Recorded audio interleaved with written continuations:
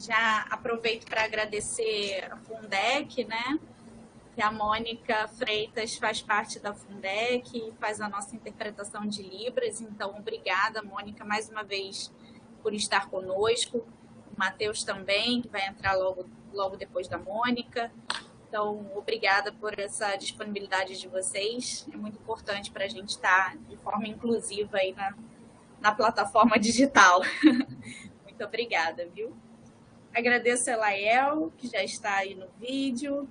Professor Marcelino, nosso vice-diretor do Instituto de Física Armando Dias Tavares. Obrigada, Marcelino, pela presença. Marcelino vai fazer a abertura oficial. Então, queria começar agradecendo e dando as boas-vindas a todos, né? Vamos começar o 4º colóquio da Física da UERJ. Já é a nossa 4ª edição, né? Passamos aí por 3 outras edições com temas de ciência e arte, luz ultravioleta para desinfecção para o Covid-19, para o vírus da Covid, e mulheres na ciência também, que foi o nosso último, que agariou em um grande público, foi muito bom. E tenho certeza que o de hoje, muita gente conhece o Elael, né, que é do CPPF, e tem um carinho grande por ele, sabe da fala dele, né, o quanto é bom ouvi-lo. E estamos muito felizes por ter aceito o nosso convite. E de prontidão, né? Rápido em responder, sempre muito simpático, muito querido. Muito obrigada. Obrigado. Né? Então, iniciamos esse evento hoje com alguns dados. Eu quis trazer alguns dados relevantes para compor o nosso tema, que hoje o tema é passado, presente e futuro, um olhar para a ciência no pós-pandemia. A gente pode pensar tanto no contexto histórico, né, de passado, presente e futuro, passando aí por uma pandemia mundial, e temos também a característica do quanto mudou, né, antes da pandemia e o pós-pandemia, a nossa educação como um todo. Né? A ciência foi atingida de várias formas, por vários lados. Né? Primeiro que a educação parou por um bom tempo, de fato, e ao retomar, foi retomando aos poucos, e parou de forma do lado dos artigos científicos, do lado da educação, dos professores em sala de aula, dos alunos tendo em contato com os professores, a socialização de crianças e alunos foi parada, foi rompida, e todo o laço, né, que une o professor à sala de aula e une os professores aos alunos e vice-versa. E isso, com certeza, terá consequências, já está tendo e terá mais consequências no futuro. A pandemia do Covid-19 é a nossa realidade há exatos 1 ano e 8 meses, e ela nos invadiu de forma muito invasiva. Hoje contabilizamos 613 mil mortes no Brasil e 5,15 milhões no mundo devido ao Covid-19. Afetou a educação, escolas e universidades pararam, crianças não foram alfabetizadas, inúmeros profissionais não se formaram. Pessoas perderam emprego, outras morreram de fome. Marlô Vanoleto, diretor e representante da Unesco do Brasil, resume o quadro como uma catástrofe na aprendizagem. Cerca de 8 milhões de estudantes brasileiros tiveram algum motivo para sair das universidades. Em contrapartida, o número de publicações científicas aumentaram, não só em relação ao Covid, mas em relação à ciência como um todo, em todos os setores. Não só por publicações relacionadas ao Covid-19, mas por as pessoas estarem em casa, aproveitaram também para colocar os artigos em prática, né? Publicar os artigos ou que estavam guardados na gaveta ou do que fizeram nos últimos anos, aproveitaram para realmente publicar esses artigos. Então, cresceu. Eu peguei dados de 3 principais grandes nomes, né? A Nature, a Wiley e a Elsevier. Elas cresceram de 11% a 25% o número de artigos publicados.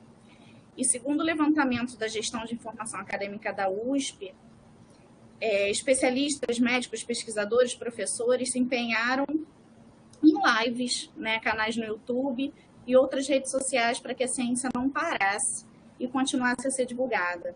Nosso colóquio é um exemplo disso, né? Fizemos questão de colocar a ciência ao dispor de todos e de todos mesmo, né? Abrangendo de forma mundial, porque o acesso à internet é livre. Então, nosso convidado de hoje entende muito bem disso e vai colocar para nós hoje a negação ou aceitação da ciência, mesmo com todo o esforço como cientista e sem esforço por partes governamentais, muitas vezes. Então, José Abdala Elael Neto, mais conhecido como Elael Neto, da forma que nós o chamamos, né? Ele é PhD em Física e ele vai trazer um panorama para a gente de forma reflexiva, né, Elael? O Elael ele vai trazer justamente a necessidade de reflexão que muito foi deixada de lado, né? Não só em período de pandemia, mas toma a liberdade de dizer que há muitos anos foi deixado de lado, até com a dúvida de se a filosofia era importante ou não nas escolas. E a filosofia é a nossa forma de pensar, de refletir, de discutir no bom sentido, né? E de refletir como um todo. Então, eu acho que hoje esse tema é puramente reflexão, né, Léo? Eu acho que foi perfeito o resumo que o senhor colocou para a gente. O Elael, ele pega em Física, como eu falei, na International School for Advanced Studies em Trieste. Eu tenho muito carinho, porque eu já fui muito para Trieste, para o síncrono, então eu amo essa cidade. É pesquisador titular na coordenação de Astrofísica, Cosmologia e Interações Fundamentais do CBPF. A sua linha de pesquisa concentra-se na área da física teórica de altas energias. Paralelamente à pesquisa em física, atua como professor de física e matemática em cursos pré-universitários sociais. Nessa linha de atuação, coordena e ensina desde 1994 no pré-universitário Ciência e Cidadania, atualmente funcionando dentro do próprio CBPF. Obrigada, Elael, por aceitar o nosso convite.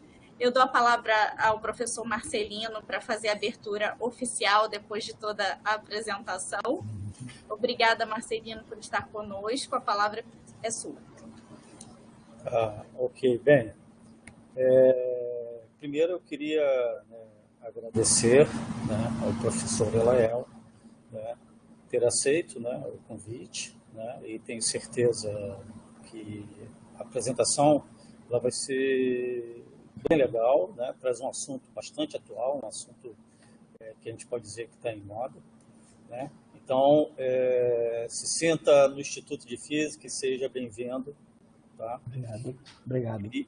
Queria parabenizar o trabalho dessa comissão, formada por jovens professores, que é a Andréa, a Laís e o Danilo, Então, o brilhantismo, e a gente está fechando esse ano, o último, o quarto, Então, isso é um esforço deles, e a gente sabe que na pandemia parece que tudo é magnificado, Mesmo assim, eles conseguiram trazer 4 temas bastante interessantes e bastante importantes, Já que a ideia do Instituto de Física, da direção, era exatamente trazer nesses colóquios assuntos que fossem bastante interdisciplinares, uma abrangência e interesse não só para a área de física, mas para todas as áreas. Então, eu já parabenizo eles pelo sucesso desses colóquios nesse ano. E espero que o ano que vem a gente também continue com vocês e também com bastante sucesso. Queria agradecer também a parceria do Instituto de Física com a Fundec, exatamente pela apresentação em Libras, Então, isso também é uma coisa bastante importante dentro do Instituto de Física, a gente ter a apresentação dessa forma. Tá? Eu não vou me estender mais, A Andréa fez uma excelente introdução, de forma muito, assim, com bastante convicção e bastante clareza. Tá? Então, obrigado mais uma vez a todos e E é isso aí, pessoal. Vamos agora assistir a palestra do professor. Obrigada, Marcelino. Obrigada pelas suas palavras, pela sua força e sua dedicação também aos colóquios. Elael, doutor Elael, é com o senhor. Fique à vontade. Obrigado a vocês todos do Instituto de Física. Obrigado, Andréia, Laís, Danilo, pela organização. Acredito que haja também outras pessoas ligadas à organização, então agradecer o convite, a oportunidade dessa reflexão. Eu não sou educador, não sou filósofo da ciência, não sou historiador da ciência, também não sou doutor, sou um peão, um operário da física. Tenho algumas reflexões que eu queria trocar. É a oportunidade de eu trocar algumas reflexões sem nenhuma pretensão professoral para falar do tema, né? Eu acho que tem pessoas que são muito mais, poderiam falar de forma muito mais professoral sobre o tema.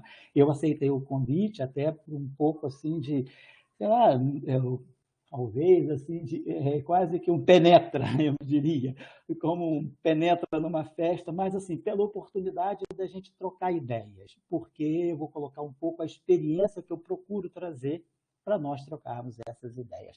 E também, assim, sempre enaltecer o trabalho da UERJ, porque se nós estamos sobrevivendo à pandemia, a UERJ também é uma sobrevivente. Nós nos lembramos que em 2016 a UERJ passou por uma crise de cerca de 8 meses, né? Uma universidade que estava assim, praticamente fadada para o fechamento, mas a UERJ se reergueu, porque sempre foi grande e mostrou hoje que é maior ainda. Então, a gente tem que ter muito carinho pelo patrimônio que é a nossa Universidade Estadual do Rio de Janeiro, com campi espalhados ao longo do estado e atendendo uma grande parte da população que precisa se qualificar. Então, é muita satisfação poder colaborar, cooperar com a UERJ em tudo aquilo que a gente puder, porque ela é uma lição de um instituto de pesquisa, de um instituto de ensino, de pesquisa, de formação, de extensão, que sobreviveu à indiferença, às vezes, política. Então, muito obrigado pela oportunidade de me estar trazendo para o seio da UERJ, me incluir na UERJ. Bom, olhar no pós-pandemia, né? Nós ainda, né, os colegas da Fiocruz, me perdoem se eu estiver falando do pós-pandemia, mas eu sigo a cabeça dos meus colegas da Fiocruz dizendo, nós estamos na pandemia, estamos experimentando, talvez, a primeira chegada, a primeira camada do pós-pandemia, mas ainda temos que ter muito cuidado, porque muitos ainda desdobramentos desagradáveis podem acontecer se nós nos descuidarmos. Então, vamos falar do presente, mas que nos traz muitas reflexões, né?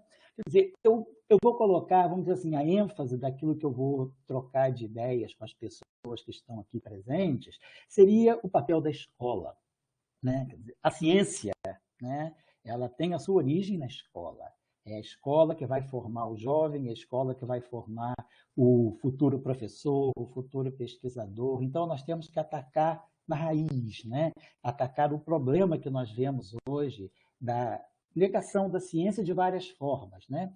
A negação da ciência em si, mas também a indiferença para com a ciência, né? Por parte de governantes, por partes até de uma elite, né? De uma elite econômica do Brasil, é uma forma de negar, é uma forma de não querer ver, né? Então, é uma forma de ser transparente ao papel da ciência. Então, isso, a minha opinião, assim, a minha percepção é que a gente só vai nos salvaguardar desse perigo, né, nas futuras gerações, se nós trouxermos o debate o mais cedo possível para a escola, para o ensino fundamental, para o ensino médio. E depois, claro, chegando ao ensino superior, as pessoas já vão ter mais desenvolvimento, desenvoltura para tratar do tema e levar esse tema para a sociedade. Mas a gente tem um problema que é trazer a ciência, a sensibilidade da ciência para a sociedade. Não adianta falar de ciência quando tem uma grande descoberta, né? Apareceu um grande cometa, descobriu-se um buraco negro gigantesco, descobriram-se as ondas de gravidade, descobriu-se o bóson de Higgs, descobriram-se novas partículas, descobriu-se uma nova galáxia. Isso é muito importante naquele momento, mas isso tem um efeito local. No dia seguinte, praticamente, as pessoas se esquecem. Nós precisamos trazer a ciência para o seio da sociedade, né? E construir uma cultura brasileira onde a ciência tem um lugar de destaque, tanto quanto tem a literatura, quanto tem as artes em geral. Né? Então, o patrimônio cultural ele precisa também ter dentro do seu arcabouço o lugar da ciência. Ciência é cultura. Ciência não é só ciência. Ciência é cultura. Então, é importante. Agora, é também importante que a própria ciência saiba se relacionar com as outras áreas, como, por exemplo, a Mônica, eu acho que foi a Mônica, a Andrea falou no início, vocês já tiveram um colóquio que envolvia ciências e artes. Ciência e arte, isso é muito importante. Né? Se a gente perceber o quanto as artes foram importantes para a ciência, justamente aqui na Revolução Científica dos séculos XVI e XVII, os predecessores dessa revolução foram os artistas da Renascença. Então, nós estamos falando não só de Leonardo da Vinci, mas nós estamos falando também de outros Brunelleschi, por exemplo, nós estamos falando de Tintoretto, são pessoas que estudaram ótica, estudaram a luz, do ponto de vista da física mesmo, para poder fazer a sua arte grandiosa. Né? E isso detonou todo um interesse pela física. Por exemplo, esses artistas da Renascença italiana, do século XV, por exemplo, todos eles conheciam muito bem o livro da ótica, do Al-Haytham, que foi um livro escrito em 1021, nós estamos celebrando 1000 anos agora do livro da ótica de Al-Haytham. E não só os pré-medievais, mas também os medievais conheciam bem esse livro, trouxeram esse livro para as artes, e depois, com a chegada de Copérnico, Galileu, Tycho Brahe e Bacon, né, o Francis Bacon, e Huygens, Hooke, Newton, né? Então, todos esses estudaram o livro da ótica, mas o livro da ótica foi muito importante para ter chegado na Revolução Científica através dos artistas. Então, os artistas da Renascença italiana foram fundamentais para o estudo da luz, né? Para o estudo da ótica. Então, ciência e arte, né? Ciências exatas e naturais com ciências sociais. Né? A física é uma ciência fortemente social, porque ela ajuda a mudar a relação entre as pessoas, né? Ajuda a trazer novas tecnologias que mudam as relações interpessoais e as relações entre as próprias tribos da sociedade. Ela afeta a antropologia, a sociologia, a educação. Então, nós não podemos pensar numa sociedade, né, sem o apreço pela ciência. E quando eu digo ciência, eu vou sempre usar o termo genérico. Ciência significando conhecimento. Eu não estou falando de física, nem de ciências naturais ou ciências exatas. Eu estou falando de qualquer forma de conhecimento sistematizado que nós chamamos de ciência. Né? Então, assim, e como a Andrea também me apresentou, eu venho já há 27 anos trabalhando em movimentos populares de educação, onde eu entro mais com aulas de física e aulas de matemática. E é importante, assim, a partir dessas 2 décadas e meia de experiência, perceber como a física, como a ciência dita mais dura, né? A ciência que depois vira tecnologia mesmo, como essa ciência ela está no imaginário da classe popular, que nós recebemos alunos, sobretudo, de classe popular, estudantes egressos de escolas públicas, de periferia. Então, eles trazem consigo, né, toda uma visão de ciência que nos faz perceber como a ciência ela vai se difundindo na sociedade, né? Qual é a visão que a sociedade tem sobre a ciência. Eu acho que é importante trazer para a escola esse debate. E, sobretudo, o debate não se pode pensar uma ciência sem filosofia. Eu vou falar nisso mais um pouco, até pelo contato que eu tive pessoal de formação, durante a formação, com construtores de teorias físicas que, na verdade, eram também grandes conhecedores de filosofia e nunca negaram a importância do seu conhecimento de filosofia naquela experiência que os levou a construir grandes teorias e serem reconhecidos mundialmente pelas teorias que ajudaram a criar. Então, assim, vamos lembrar que nós vivemos já séculos de ciências, desde a Revolução Científica dos séculos XVI e XVII, quando a gente começa, né, lá com o modelo heliocêntrico, né, de Copérnico, depois nós temos a teoria da gravitação de Newton, Também no final do século XVII, a gente tem a teoria da combustão de já no início do século XVIII, né? A teoria da combustão de Lavoisier. Depois, no século XIX, Darwin, com a teoria das espécies, né? E da evolução por seleção natural. Marx, né? A teoria do materialismo histórico, a teoria sociológica. Também no século XIX, a teoria estatística da mecânica e a teoria eletromagnética de Maxwell, né? Essa grande teoria, né, que nos faz hoje ter um mundo completamente conectado, né? E é importante a gente perceber o contexto em que Maxwell desenvolveu a sua teoria, né? O legado que chegou a ele, que o permitiu fazer o fechamento e construir essa grande teoria, e o que ele nos deixou, e quanto tempo essa teoria não foi considerada por parte da comunidade física como uma mera curiosidade matemática.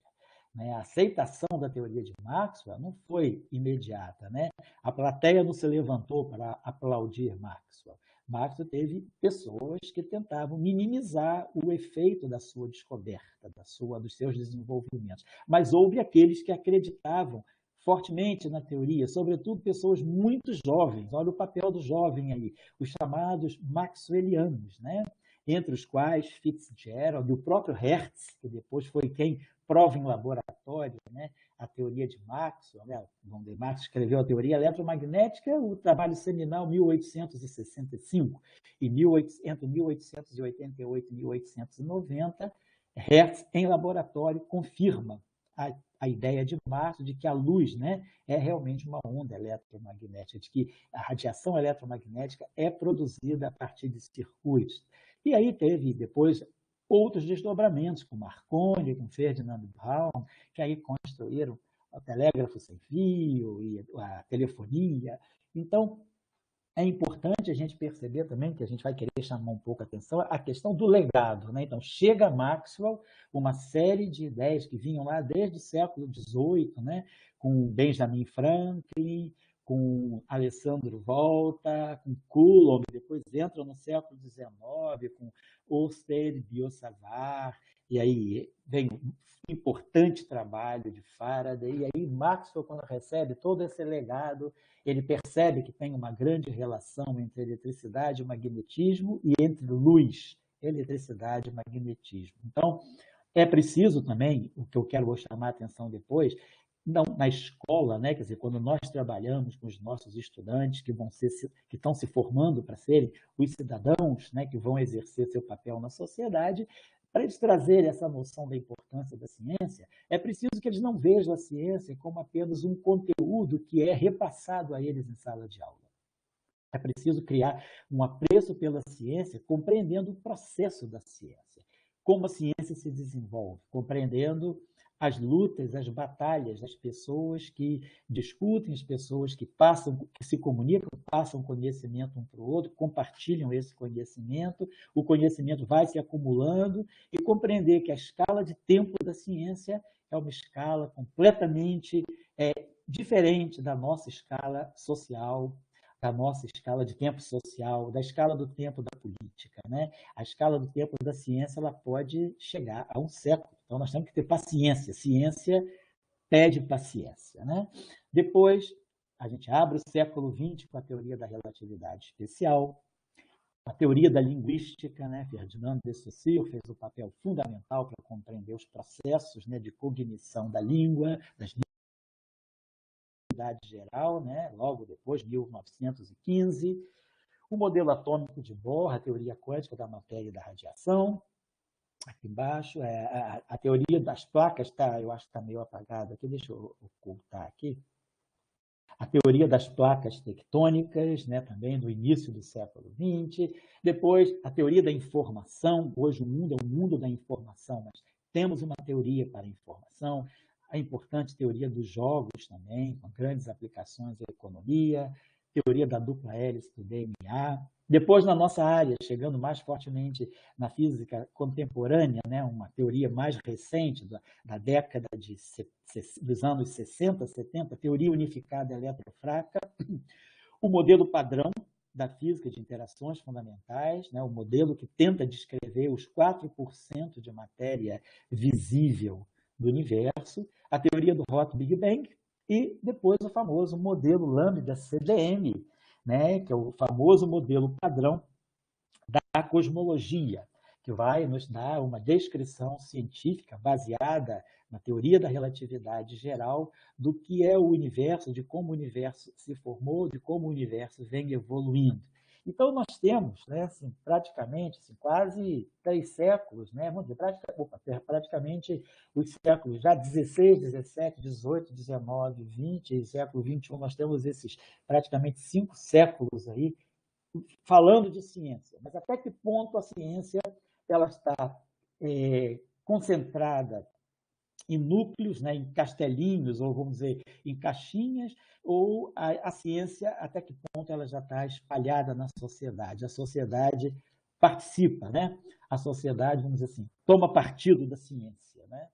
Então, eu acho que é importante a gente vencer essa barreira de que ciência adquire importância só no momento de uma descoberta, ou, por exemplo, agora na pandemia, né, em que todo mundo, né, se uniu na expectativa, né, muitos trabalhando e outros simplesmente esperando que viesse a vacina e que venha também ainda, talvez, um remédio, né, a cura, né, para a Covid-19. Então, eu acho que é importante a gente sair dessa ideia de que a ciência ela vai ter o seu clímax em um certo momento. Não, a ciência tem que ter um clímax perene na sociedade.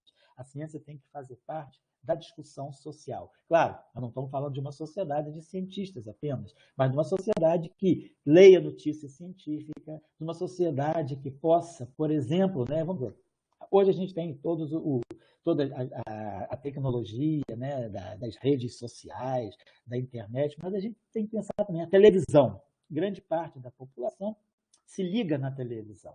Então, quando a gente vai ter um programa interessante sobre ciência no horário nobre durante a semana, né? Não vai ter aquele programa de ciência escondido, né, na madrugada ou nas primeiras horas da manhã, mas vão ter um programa de ciências, por exemplo, na quinta-feira à noite, na quarta-feira à noite, né? Às 9 horas da noite, a gente pode ligar a televisão e ver ciência. Ver ciência significa o quê?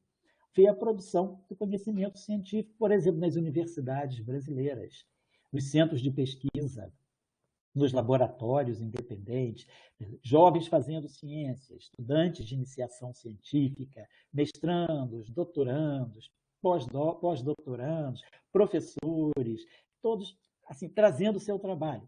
Não vão ser, ninguém vai ficar famoso por isso, mas aparecer, dar conta à sociedade até uma forma de prestar conta, porque a ciência no Brasil ela é grandemente, quase que totalmente bancada por verba pública, né? Verba do município, verba do Estado, verba da federação, verba federal, né? Verbas estaduais, verbas federais, e também, claro, algumas fundações particulares que bancam a ciência, mas isso ainda não é uma cultura muito difundida no Brasil. O que a gente precisa realmente é buscar as bolsas nas fundações de amparo à pesquisa, no CNPq, na CAPES, né? Nas famosas FAPES estaduais. Então, a ciência é bancada pela verba pública. Então, é uma forma de prestar contas também do que está acontecendo. Então, a gente precisaria trazer a ciência para mais próxima do cidadão, também mostrando o dia a dia, né? Não é só mostrando, deu certo, aquele resultado, né, que se configurou numa grande descoberta ou num grande passo à frente na compreensão de algum efeito, de algum fenômeno, de alguma doença, né? Mas a gente tem que buscar a ciência como parte da vida cidadã. Vamos falar de ciência, vamos ouvir o que está sendo feito na UERJ, na UFRJ, na PUC do Rio de Janeiro, na UF, no CBPF, na Universidade Rural. Vamos ouvir o que as universidades estão fazendo no Rio. Um programa que fosse até mesmo a cada 15 dias, mas falando de ciência, trazendo a ciência para o público, porque o público não tem, o grande público, eu vejo isso pela minha assim, atuação com os movimentos sociais, que a ciência é algo muito exótico para o cidadão médio brasileiro. E quando ela aparece, às vezes, né, se tem algum programa, né, digamos, tipo uma novela, ou alguma transmissão que tem alguém que faz o papel do cientista, né? Ou do professor, essa pessoa, às vezes, é tratada de uma forma meio cartoon, né? De uma forma meio caricata. É um elemento exótico, é o cara que é deslocado, é o cara que é meio descabelado, é o cara que não liga para nada. Não, a ciência é feita por pessoas que vivem a vida do dia a dia, então é preciso desnaturalizar também essa imagem construída em torno também do cientista gênio, né? Não tem cientista, para ser cientista não precisa ser gênio, né?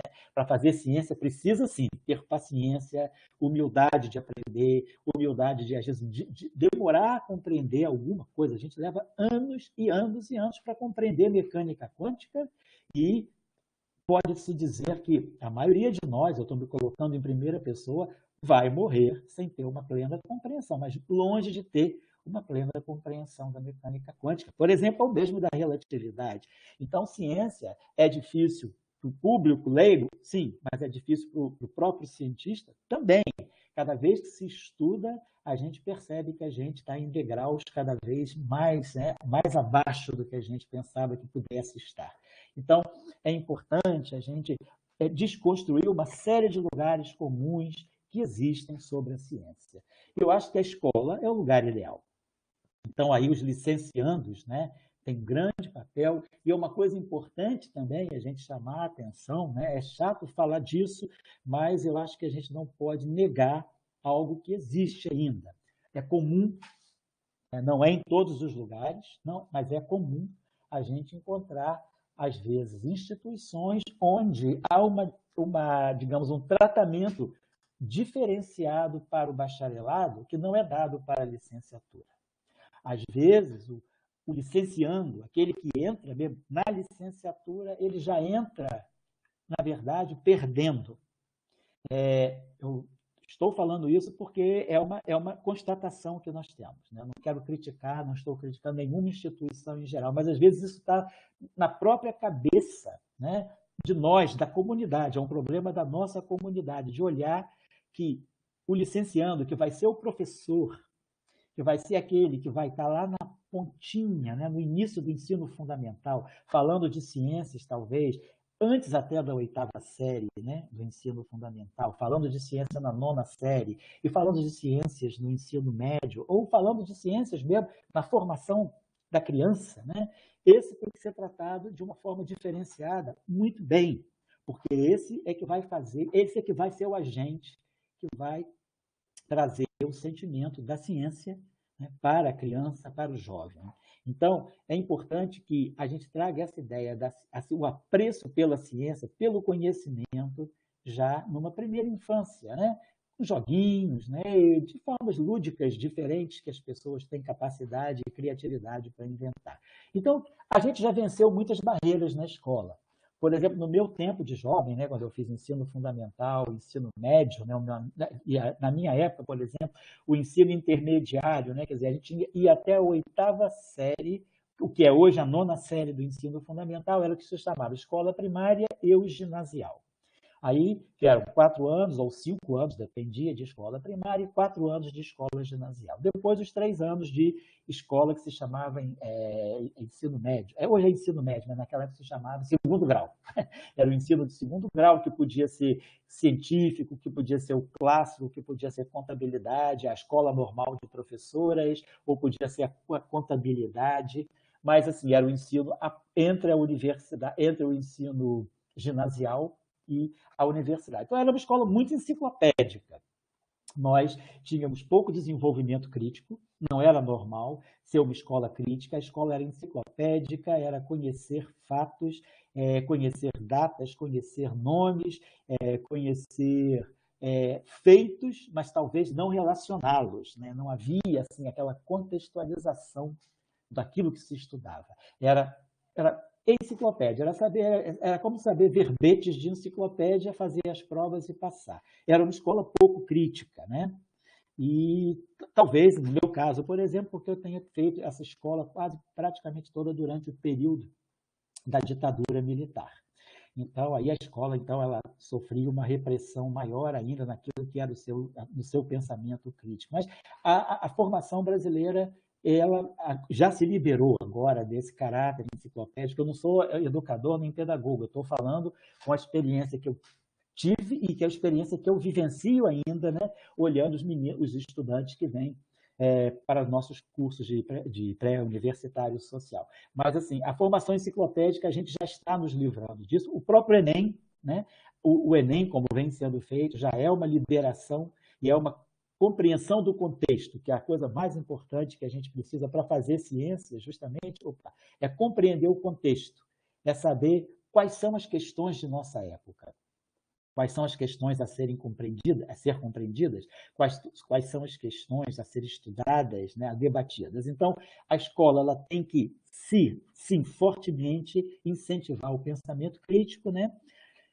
Também, cada vez mais, estimular a autonomia, mas dentro de uma cooperação, não aquela autonomia individualista, né, de que eu vou competir sempre com o meu próximo, não. Eu vou me unir ao meu próximo, vamos buscar a cooperação, o trabalho, quer dizer, as cooperativas autônomas, né? Nós somos autônomos, mas nós somos um grupo autônomo, trabalhamos em conjunto, crescemos juntos, nos ajudamos, né, na busca de conhecimento, nos completamos uns aos outros. Então, é importante a escola desenvolver esse sentido de cooperação, né? Por exemplo, né, fazendo provas em grupo, né? Não naquela prova individual que cada um tira uma nota e vai, esse passou, esse não passou, mas trabalhar de uma forma mais cooperativa, né? Mais liberdade de criatividade, quer dizer, cada vez mais ser uma escola que deixa de ser fiscalizadora, né? Mas passa a ser o ambiente, né, para propiciar a criação. Como eu já falei, né, compreender o contexto, né? A coisa mais importante, né, é compreender o mundo em que nós estamos, né? Aonde nós chegamos, por que nós chegamos, como podemos sair, né, dessa situação localizada, para onde vamos caminhar. Então, ciência, sobretudo, né, é feita muito com a compreensão do contexto. Qual é a teoria que eu estou estudando? Por que eu estou... Qual é a motivação, por exemplo, para o meu TCC, para o meu trabalho de conclusão de curso? Qual é a motivação da minha dissertação de mestrado ou da minha tese de doutorado? Qual é a motivação desse trabalho, desse artigo que eu estou fazendo? Qual é o contexto, né? O que ele traz, aonde é que ele se encaixa no que está acontecendo no mundo? Então, é importante que a escola eduque, né, o estudante, o jovem estudante, para ele compreender o seu mundo, né? Identificar paradigmas também é uma questão muito importante.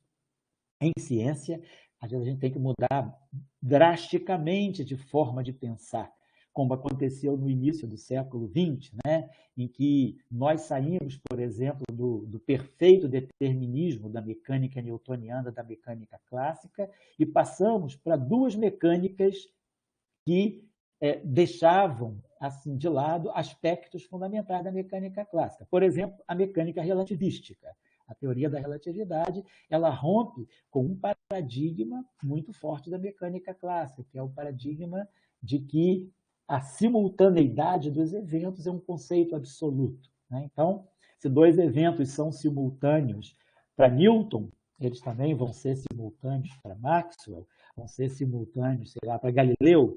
Na relatividade, não, eles podem não ser simultâneos para o Einstein, né? Então, a gente quebra, né, com a ideia de que eventos simultâneos, né, isso independa do observador. Não, a simultaneidade ela passa a ser um conceito relativo. Então, isso é uma quebra de paradigma. A mecânica clássica também, newtoniana, ela quebra o seu paradigma, né, do determinismo é quebrado pela mecânica quântica.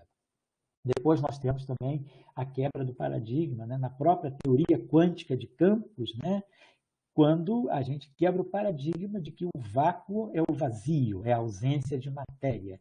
Então, Dirac nos traz, em 1929, a partir da sua mecânica quântica relativística, a noção de que o vácuo não é o vazio, não é a absoluta falta de matéria. Existe matéria em forma virtual no vácuo quântico. Então, nós temos, né, essas... Depois também não vamos nos esquecer que, apesar de não ser algo muito ligado ao dia a dia, mas a relatividade geral, ela também nos tira do paradigma da geometria euclidiana, que é a geometria que a gente estuda o tempo todo na escola.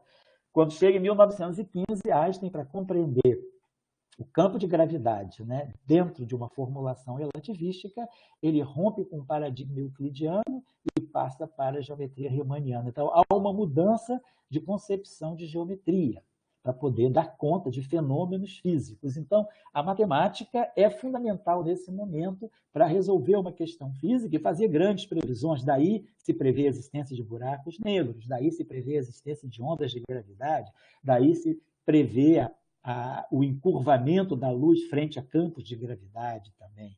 Então, é preciso identificar quais são os paradigmas da nossa época para poder compreendê-los e verificar até que ponto, né, quer dizer, é possível romper com esse paradigma. Se é sensato romper com esse paradigma. Não é que a gente vai sair quebrando todos os paradigmas, mas muitas vezes, né, a gente passa por um curso de ciência, quer dizer, vamos pegar um jovem cidadão, pegando assim, sem querer fazer nenhuma distinção, mas vamos pensar uma pessoa que só estuda ciência, ou, em geral, estuda as ciências, né, para terminar o seu curso e ir para uma universidade que não tem nada a ver com o curso de ciência. Aí eu estou falando de ciência da natureza, ou de matemática, por exemplo. O curso de, por exemplo, um advogado. Então, ele vai estudar ciência até chegar ao Enem. Depois, ele pode esquecer da ciência e se dedicar aos seus estudos de direito, né, e seguir a sua carreira jurídica. Mas o que ele traz da ciência? Aquele monte de fórmulas que ele deseja esquecer, ou ele traz um sentimento que a ciência despertou dentro dele? Então, é importante a gente identificar paradigmas, porque esses paradigmas fazem parte da nossa vida também, de cidadão, né? Nós nos filiamos a certos paradigmas, né? Então, por exemplo, será que a gente às vezes na vida quer ter assim, aquela ideia do determinismo, e a vida não é determinística, né? Então, é importante a escola discutir paradigmas, o próprio paradigma da educação. O que é a educação hoje, né? Como se educa um jovem, como se traz um jovem, né, para a vida adulta, para o mercado de trabalho, né? Então, acho que é importante a escola sempre, cada vez mais, né, ir se liberando desses valores, dessas amarras, né, de uma escola mais antiga. E outra coisa que eu acho, sobretudo na nossa área de física, aí eu estou falando na nossa área especificamente, que muitas vezes, né, nós estamos mais preocupados em passar conteúdo esquecendo do processo científico. Então, eu vou ensinar, por exemplo, no ensino médio, eu vou ensinar cinemática, dinâmica, então eu vou ensinar mecânica newtoniana. Então, eu vou lá, falo de todos os conceitos, como os estudantes falam, né? Dou todas as fórmulas para serem aplicadas e o processo da ciência. Quanto tempo se levou para Newton chegar na mecânica que ele chegou? O que veio antes de Newton? E o que veio depois de Newton? O legado de Newton, né? Newton escreveu a mecânica no final do século XVIII, lá, os seus princípios, né? 1787, mais ou menos. Como a mecânica é vista pelos grandes nomes da ciência, por exemplo, Laplace, que estudou as estrelas escuras, que é, vamos dizer assim, a ideia básica do buraco negro, já no século XVIII, né? Isso foi mais ou menos 1780 e alguma coisa. Então, como a mecânica newtoniana, aliás, né, a mecânica newtoniana é 1687, perdão, é final do século XVII, eu falei errado. Então, como essa mecânica newtoniana do século XVII chega no século XVIII? E como ela chega no século XIX, e como ela chega a nós. Então, muitas vezes, a gente está preocupado em dar as fórmulas, dar o conteúdo, mas esquecemos do processo da ciência. Quando o estudante absorve o conteúdo compreendendo o processo e o contexto, o apreço para a ciência aumenta, né? Se a gente faz uma aula de física junto com um professor de história, por exemplo, ou junto com um professor de ciências sociais, né, para se compreender o contexto, né, em que aquela teoria da física, por exemplo, foi desenvolvida. Eu acho que isso ajuda a compreensão. Esse é o processo que eu acho que também ajuda a pessoa, ao estudante, se aproximar da ciência, né? A ciência não são só aquelas leis, aqueles princípios que ele vai aprender ou aquelas fórmulas que ele vai aplicar, mas ele precisa compreender a construção, o pensamento de quem construiu os princípios de Newton. Por que Newton pensou assim? O que ele usou de seus antecessores? Né? E Einstein, né? Como ele percebeu Newton, aonde é que ele percebeu que ele podia fugir, né? Ele podia estender aquilo que Newton não tinha contemplado. Então, eu acho que é importante esse sentimento, assim, dentro da escola, ter mais assim, acesso à ciência. Às vezes, né, não é numa feira de ciências, porque eu acho que a feira de ciências é importante também, né? São dispositivos importantes, porque o estudante se sente protagonista, mostrando a sua pesquisa, o seu experimento, mas debater a ciência em sala de aula. A ciência não é um acessório, a ciência é o dia a dia. Quer dizer, ciência e educação, né, estão andando juntos. E olha, quando eu digo ciência, eu estou falando aqui em sentido amplo, né? Ciência como conhecimento. E é importante, às vezes, chamar a atenção também, não é uma coisa óbvia para a sociedade. Para nós, aqui, para esse público que está presente agora, eu posso estar até agora só ter falado obviedade, mas eu estou tentando discutir com as pessoas, né, aquilo que a gente vê na sociedade, né? Então, por exemplo, a sociedade percebe, por exemplo, que quando foram descobertas as ondas gravitacionais, o anúncio que foi feito no dia 12 de fevereiro de 2016, foram descobertas as ondas gravitacionais. Né? As detecções já vinham de antes, 2015, por exemplo. Mas foram 100 anos esperando. Foi um estudo teórico, era, vamos dizer, uma curiosidade matemática da teoria da relatividade geral, que leva 100 anos para ser descoberta. Buracos negros, idem. A previsão dos buracos negros ela é feita praticamente com a solução de Schwarzschild, que é a primeira solução das equações de Einstein da relatividade geral. 1916, a detecção, 2016. Dirac, em 1931, no seu famoso, né, trabalho de 29 de maio de 1931, ele lança a ideia da antimatéria, como lança também a ideia de uma carga magnética, como também, nesse trabalho, ele compreende e nos ajuda a compreender o porquê da quantização das cargas elétricas. Então, a antimatéria é prevista por argumentação teórica, por estudo de simetrias, em cima da equação do próprio Dirac. Isso em 1931. A primeira antimatéria detectada, não precisou esperar 100 anos, mas foi detectada casualmente, né, por Carl Anderson em 1932, que é quando se descobriu o antielétron, o positron. Depois, o antipróton só é descoberto 25 anos depois da previsão. O antipróton é descoberto em 1956. Os mesons pi, né, de cuja descoberta, né, nós brasileiros temos o orgulho de ter tido o professor César Lattes nas equipes de descoberta experimental. O meson pi é previsto por Igor Tan, na Rússia, e por Hideki Yukawa, no Japão. Estudos de simetria dentro da física nuclear, a partir das ideias de 1932 de Heisenberg sobre o spin isotópico, após a descoberta do nêutron, em 1932. Mas os mesons pi são descobertos em 1947 e 48. E também são produzidos em laboratório num experimento do qual participa também o professor César Lattes, no laboratório em Berkeley, na Universidade da Califórnia.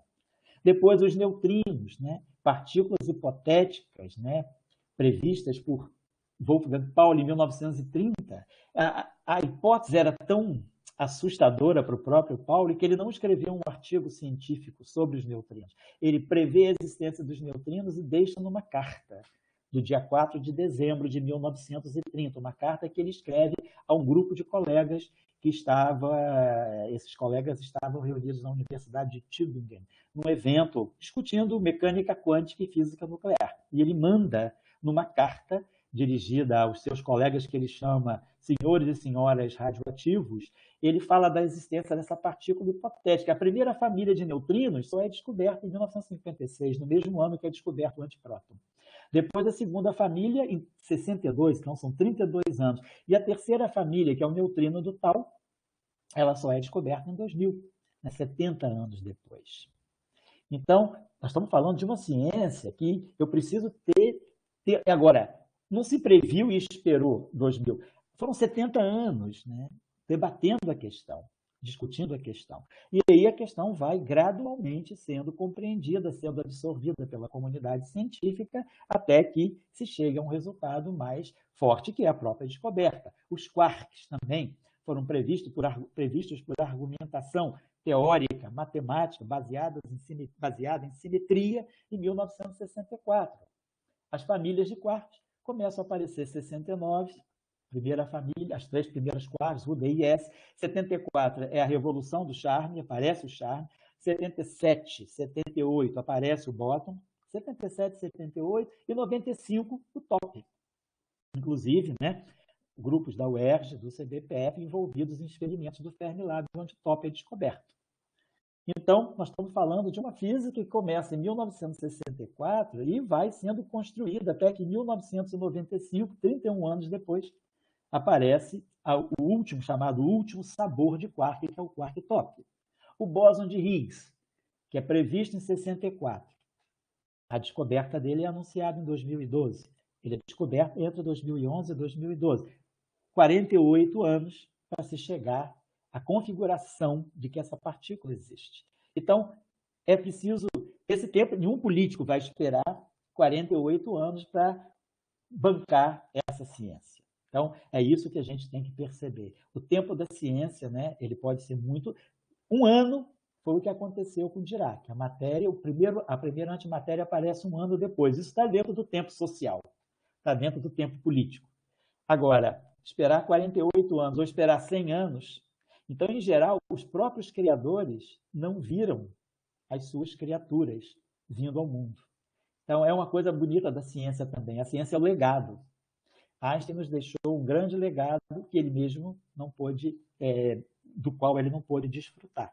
Os buracos negros, as ondas de gravidade, nem o laser, né, que o trabalho fundamental do laser, né, que é a emissão espontânea de radiação de Einstein, em 1917, o laser, o primeiro laser, que é o laser de Rubi, só é construído em 1960. Einstein tinha morrido 6 anos antes. Então, essa é a beleza da ciência, é o legado, né?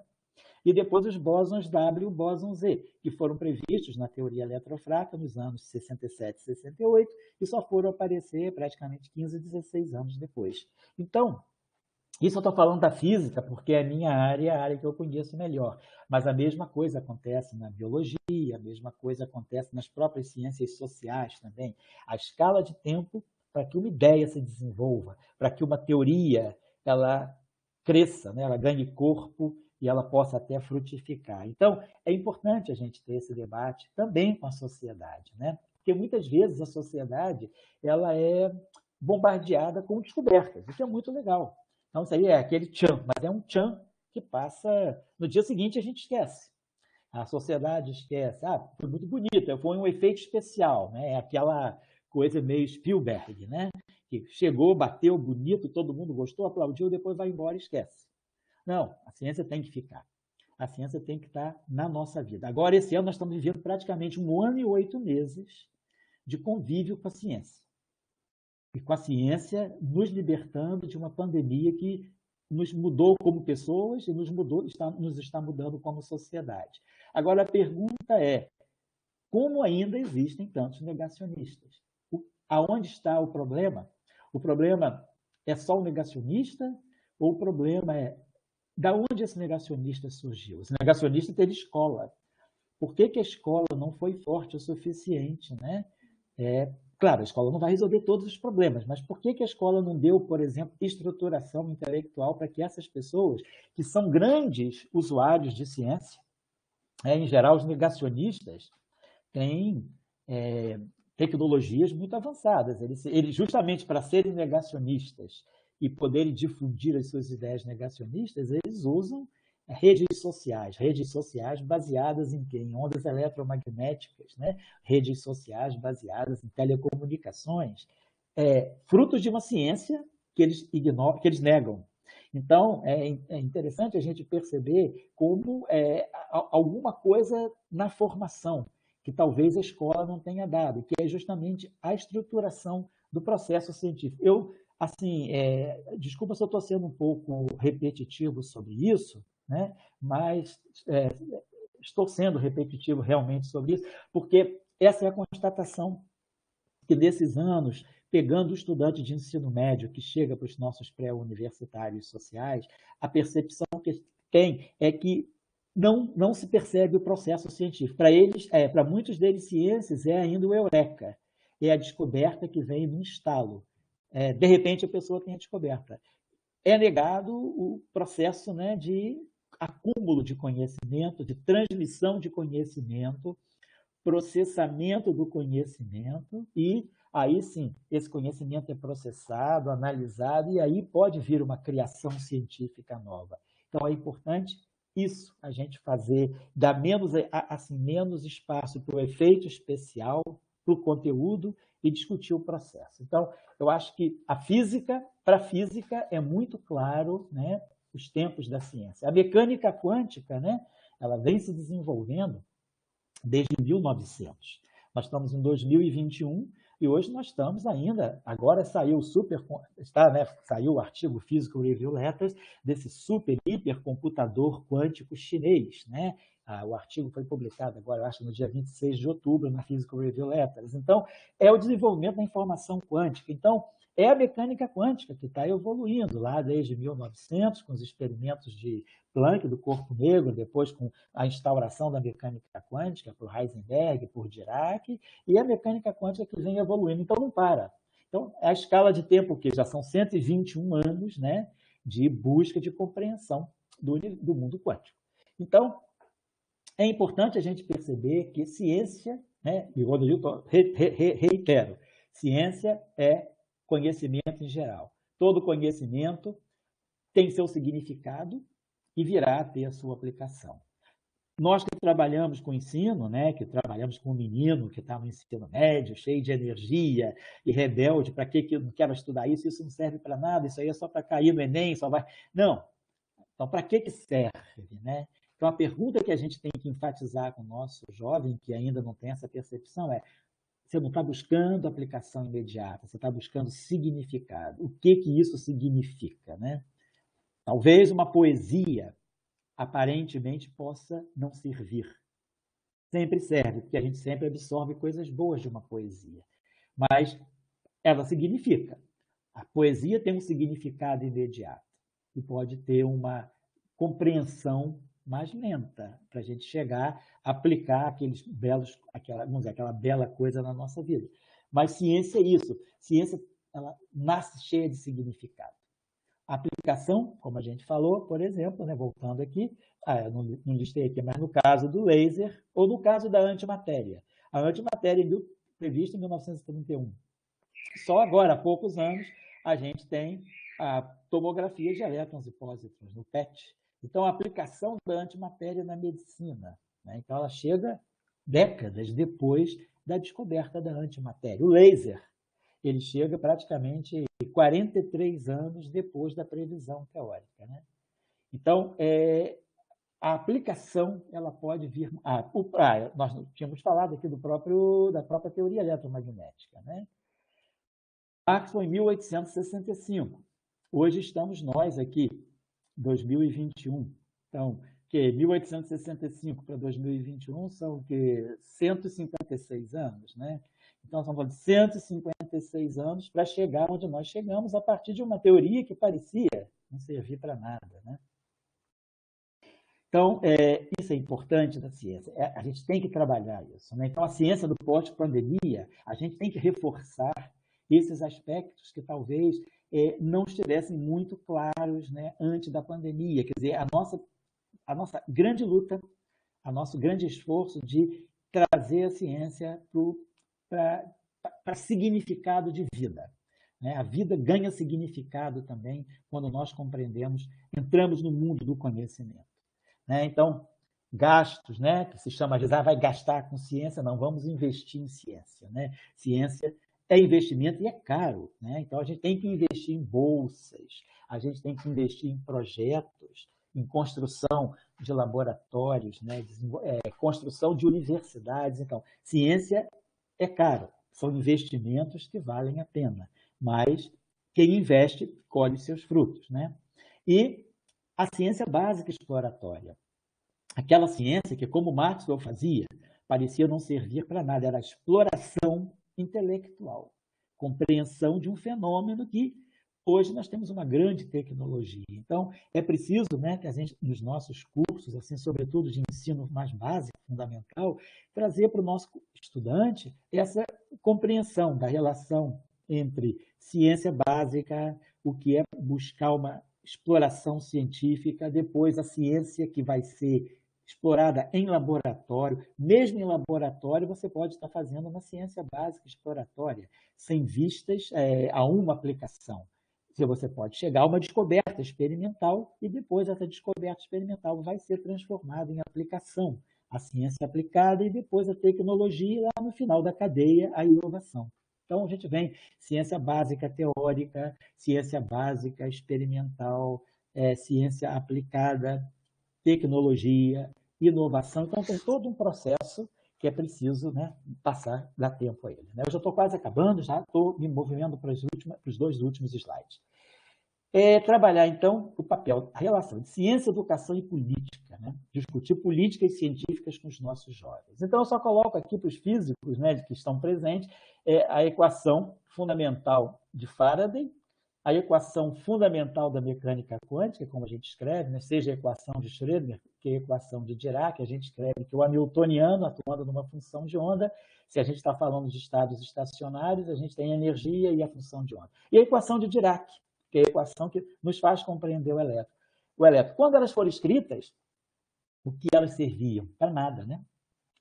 Hoje a gente sabe o que significa. Qual é o papel da mecânica quântica e qual é o papel do eletromagnetismo no mundo de hoje, né? Cerca de 70% do PIB dos países mais desenvolvidos estão em cima da mecânica quântica e do eletromagnetismo. Então, isso é o que o historiador e filósofo italiano chama de a utilidade do inútil. Inútil ordine, eu vou citar o livro dele daqui a pouco.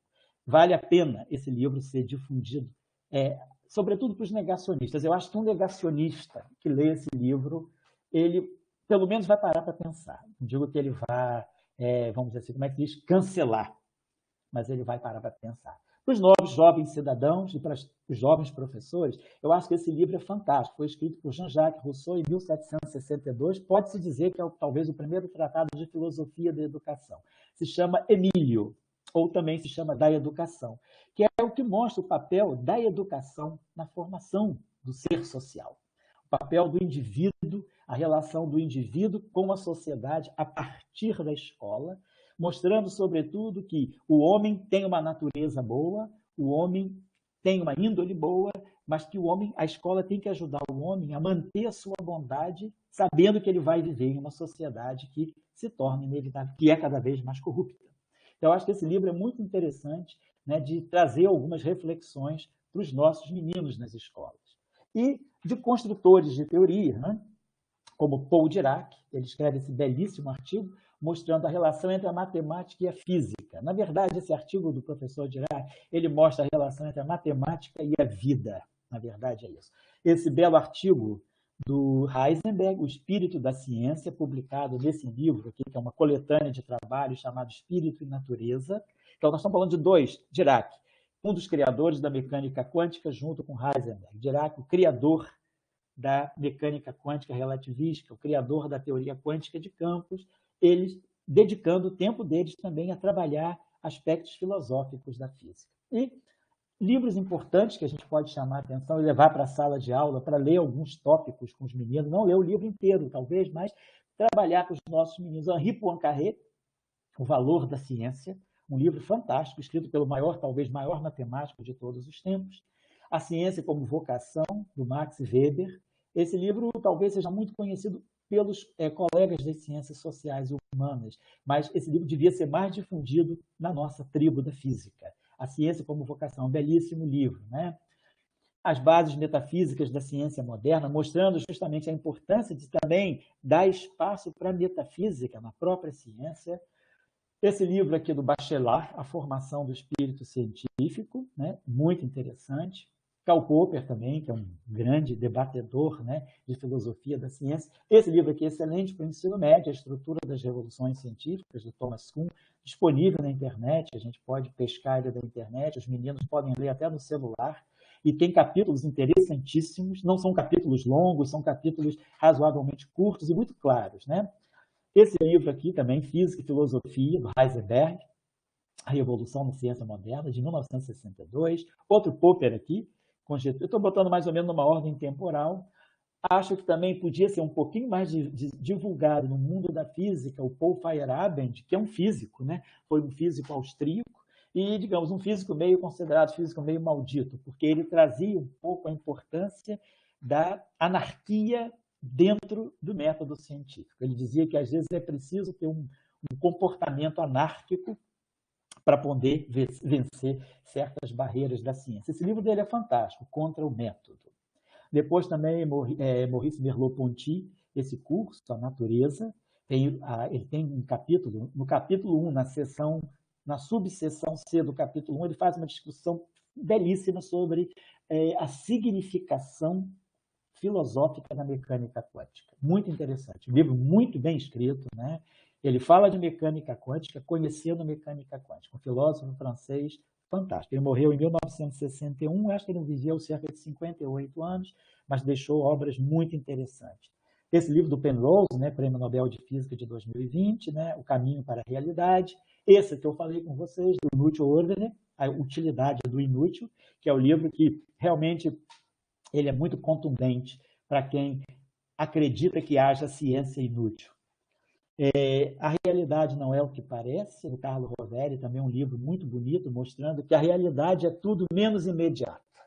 E para se compreender a realidade, a gente precisa fazer uma viagem mental muito grande e enveredar muito, muito também pelo caminho da filosofia. De novo, um livro do Penrose, que eu não sei se está traduzido em português, se já está traduzido, que é, vamos dizer assim, a moda, né, a fé e a fantasia na nova física do universo. Mostrando, então, o papel de se acreditar numa teoria e de se ter fantasia também. Esse livro mais recente, esse livro aqui é excelente, certamente não está em português ainda, porque ele é recente, mas é Teoria e Realidade, é uma introdução à filosofia da ciência. Esse livro aqui é um livro excelente, se não traduzido, levar para a sala de aula, que já é um bom exercício de inglês para os nossos estudantes, mas para falar sobre o apreço pela ciência, né? Então, o papel da ciência pura, da abstração, para a gente viver a nossa realidade. Então, eu estou terminando aqui, né? Então, como eu falei, não trouxe nenhum conhecimento, né? Nenhuma ambição de trazer nenhum conhecimento, eu simplesmente fiz um relato, né? Aproveitei a oportunidade que me foi dada, porque, assim, através dos pré-vestibulares sociais onde eu venho atuando, e através mesmo, né? Como a Andrea falou no início, muitos de nós puderam aproveitar o período assim, de recesso da pandemia, né, de recesso entre aspas, né, porque, vamos dizer, todos os professores trabalharam muito, né, talvez até mais do que de forma presencial, um trabalho mais cansativo, porque tinha que preparar muita coisa para depois dar a própria aula, né? Ao passo que a aula no quadro negro já tem uma dinâmica que a gente domina muito mais facilmente. Então, foi um período de muito trabalho, eu aproveitei também para assim, tentar fazer o máximo possível trabalhos de divulgação, de abordagem para a ciência, né? Junto ao cidadão. Até eu queria chamar a atenção, se só dar como referência, né?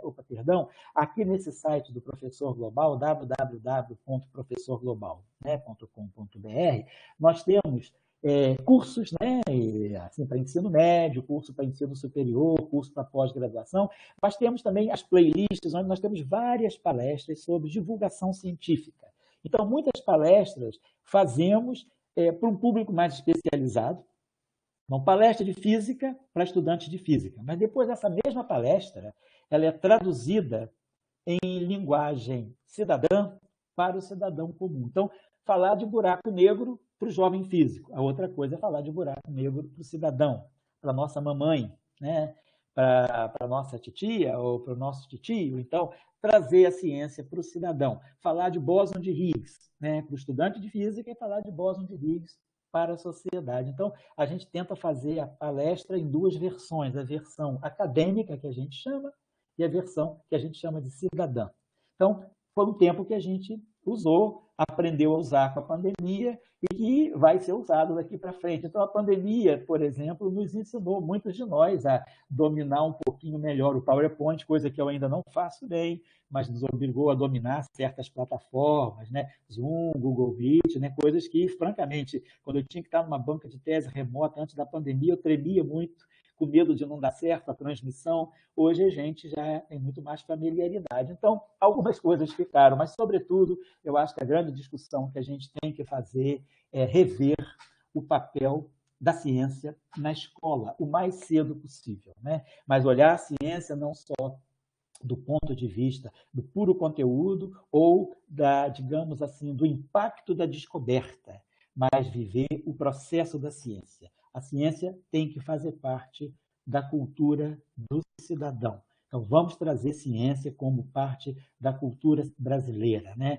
Então, no nosso curso, até no pré-vestibular pré-universitário que nós temos no CBPF, se chama Ciência e Cidadania, uma das disciplinas se chama justamente Ciência, Cultura e Cidadania, mostrando a ciência como inserção na cultura e a ciência com a cultura construindo as bases de um cidadão. Então, ciência presente. Eu agradeço aos colegas e retorno a palavra para, eu acho que é a Andréia que está conduzindo o debate. Obrigado e estou à disposição para eventuais reflexões com outras pessoas. Elael, não sei nem como te agradecer, é sempre muito bom te ouvir. Obrigado. E eu aproveitei os últimos segundos da sua fala para colocar um link do YouTube Tá certo. Que você fez com o Gilberto Gil. Tá Arte, diálogos entre física e música. Isso, foi muito bom. Eu acho que é imperdível. E te agradeço por tudo que o senhor colocou assim, de forma muito clara, muito é tudo muito claro na sua cabeça. Eu fiquei assim, gente, um dia eu quero ficar assim, com essa clareza histórica, né, perfeita, assim. Obrigado. Eu digo, a fala com o Gilberto Gil foi muito boa, porque, assim, muito boa, para mim, boa no sentido de experiência, não estou dizendo que foi boa, Sim. Mas assim, aprendi, assim, foi muito interessante assim, mostrar como, quer dizer, como ele também traz a ciência, a formação, talvez em jovem, ele fosse mais próximo da ciência do que eu, e aí o caminho dele foi para a música e o meu foi para a ciência. Você vê como é que, às vezes, né, a vida toma direções interessantes. É aquele professor que me tirou do medo da ciência e me jogou para a física. Foi um professor de filosofia.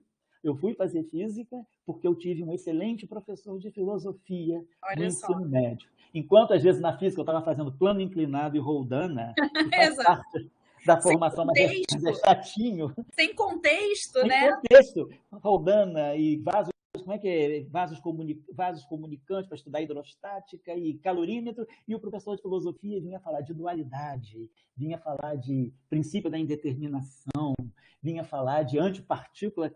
Aí a gente viajava. Então, graças ao professor Rezende, de filosofia, eu vi que gostaria de fazer física. Então, é isso que eu estou dizendo. A ciência ela tem que estar, às vezes, nos ambientes menos esperados. Talvez, assim, a física presente na filosofia e a filosofia presente na física também. Então, é isso que a gente está tentando fazer. Obrigado, Andréia. Desculpa te interromper. Imagina, eu tenho um grande amigo que fez o doutorado, terminou ano retrasado, se eu não me engano, porque a gente se perde um pouco com a pandemia, com física, levando mais para a parte de incertezas, de metrologia, estatística, exatamente com a filosofia.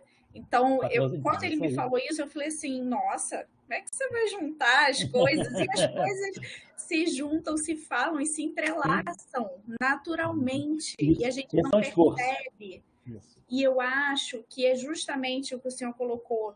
Eu sempre quis, dentro da sala de aula, levar para os alunos a contextualização. É fundamental. Não adianta eu explicar rodando e não falar onde que está rodando no mundo.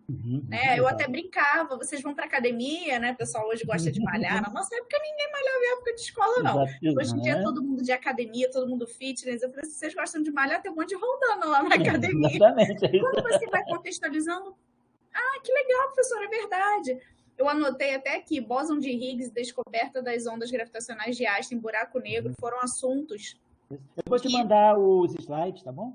Aí você pode distribuir para as não, te mando, pode, domínio, tanto é que não tem nem meu nome. Era o meu terceiro ponto aqui, se eu podia deixar em PDF, claro. Eu compartilho por link do Drive. Tá certo. Não, aí eu deixo no YouTube. Em formato original, ótimo. Não precisa nem botar PDF, não, porque às vezes a pessoa pode tirar alguma coisa dali para preparar uma aula, né? Pode ser, geralmente PowerPoint. Tá ótimo, até porque eu quero ler todos os livros que eu ainda não li. Os que eu ainda não li, eu quero ler, então... E eu contextualizei todos esses pontos para os meus alunos ali, principalmente 2016, 2017, que foi principalmente a descoberta das ondas gravitacionais de Einstein, e muitos relatos sobre buraco negro também surgiram ali naquele ano de 2017. E eu contextualizava, e eles assim, nossa, a professora está pegando pesado. Eu falei, eu não estou pegando pesado, eu estou mostrando para vocês qual é a realidade, porque não adianta eu falar de ondas aqui para vocês e não contextualizar o que está acontecendo hoje, né? E só passar o beabá ali, as contas. Então, eu acho que contextualizar é o fundamental, como as pessoas entenderiam melhor a ciência ao contextualizar as coisas, né? Sem dúvida. Ganha sensibilidade para a ciência, exatamente. Trazer a sensibilidade, porque fica algo muito distante, como o senhor falou, né? Além de caracterizar os cientistas, os grandes físicos, os cientistas de forma geral, como pessoas estranhas, né? O que eu já ouvi de, nossa, professora, você se cuida, você é casada, você tem vida social e você dá aula de física. Pois é, exatamente. Tenho, gente, né? Exatamente. Isso é tudo muito estranho ainda. Então, e os alunos se empolgam, né? Com professores novos, professores que não tem esse biotipo estranho. Exato, exatamente. Que tanto se coloca, né? E eu acho que muito pela caracterização, assim, principalmente de Einstein, né? Aquelas fotinhas dele dando a língua.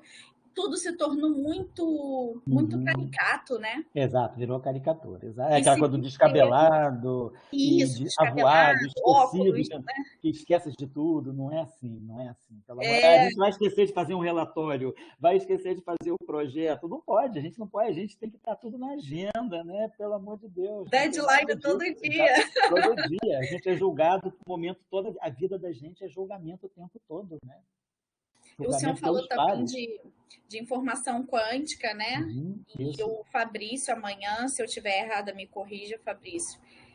Um dos nossos convidados para a mesa redonda, ele vai falar um pouco de criptografia quântica no ensino médio. Isso, eu vi o anúncio, está certo, exatamente. Né? Então, ele vai contextualizar essa questão também, que é fundamental, né? Você mostrar essa parte da informação que está chegando já de 10 anos para cá, o quanto evoluiu, né, a computação quântica e o quanto isso está já embebido, né, na nossa vida e a gente nem sabe mesmo, né? Exato, exatamente. Falta de informação mesmo, porque uma das coisas que a gente falou muito, até no último colóquio de Mulheres nas Ciências, é a falta de divulgação científica, né? O quanto a gente precisa da divulgação e o quão pouco ainda é feita essa divulgação. Acho que a Gabriela Senhana amanhã vai falar um pouco dessa questão da divulgação também, né? O quanto a gente precisa divulgar, né? Quando na verdade o diretor, o Alan, idealizou os colóquios, essa era a ideia dele, né? A gente precisa divulgar o que está se fazendo e as propostas da ideia, o passado, presente e futuro e as outras ideias.